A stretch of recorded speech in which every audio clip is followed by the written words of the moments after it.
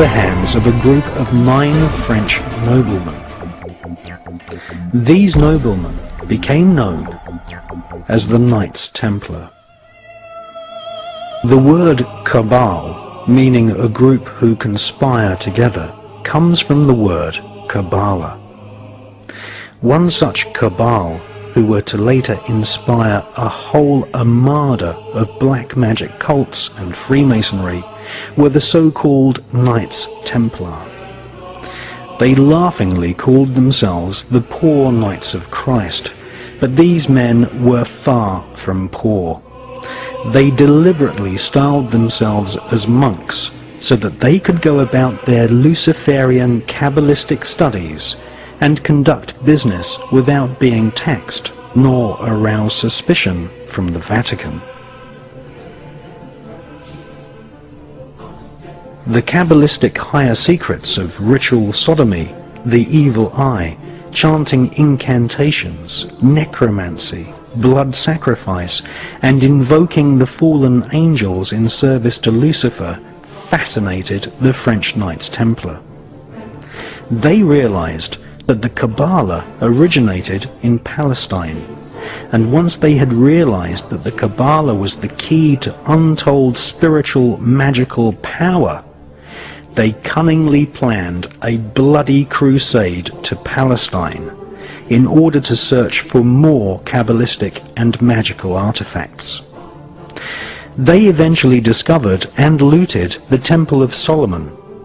Solomon was a biblical magician king who is accredited with inspiring large parts of the corpus of works we now know as the Kabbalah.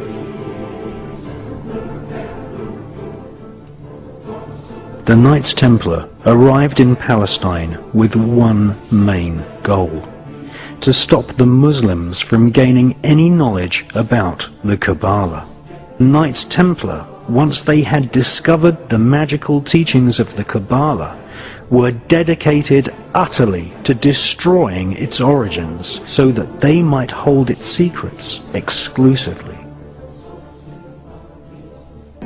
After 200 years of Kabbalistic magic and bloodthirsty crusades, wantonly murdering children, women, and engaging in ritualized sodomy, the French Knights Templar were rounded up, tortured, and executed. Many confessions told of the Knights Templar monks ritually sodomizing each other, invoking evil spirits, and implanting these spirits into animals such as cats. Various black magic artifacts were confiscated from castles owned by the Knights Templar, including silver caskets containing desiccated heads and skulls. The Knights Templar referred to these heads as Baphomets. They were placed at the center of a round table. Templars would then conduct a séance invoking the spirit of Lucifer to speak through the head. The most damning information exposed them as anti-Christs. Several Knights Templar confessed that the image of Jesus was spat upon and trampled during Kabbalistic rituals, a satanic tradition which is still practiced to this day at lodges of the Ordo Templi Orientis, which was once headed by Aleister Crowley. Many Knights Templar bribed their way out of prison and escaped to Scotland and the Mediterranean island of Malta.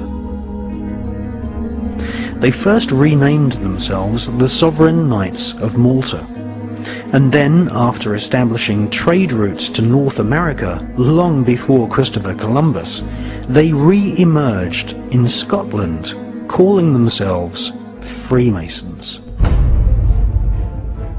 All versions of Freemasonry, Rosicrucianism, the Skull and Bones, the Palladian Rite of Freemasonry, Co-Masonry, Scottish Rite Masonry, the Ku Klux Klan, and Crowley's Ordo Templi Orientis are derived from the original Kabbalistic rituals of the Knights Templar.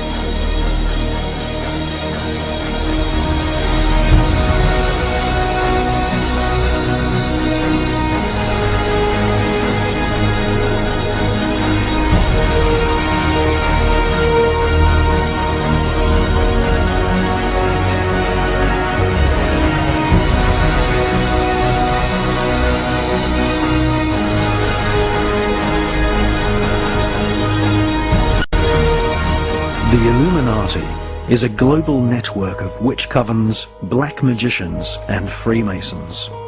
They use a secret code of numbers and words to communicate the plan to one another. They hold rituals right in the heart of the British Parliament and Washington, D.C.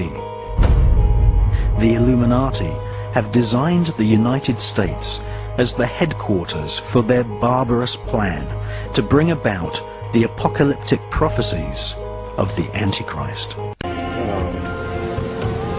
don't have a lot to respond except the fact that I am past master of my lodge and a Freemason, and I'm very proud of the fact, and I think it's interesting to listen to a debate that says that points toward Freemasonry as an occult when 36 of the 50 signers of the Declaration of Independence, all of the generals in Washington's army, and everyone who participated in the Revolutionary War were basically Freemasons. And if you look at how the foundation of the country was put together, it's on Masonic principles. So I think it's certainly an interesting debate that's probably not appropriate in this public forum, but I would certainly encourage people that have a different viewpoint to study the Freemasonry organization a little closer.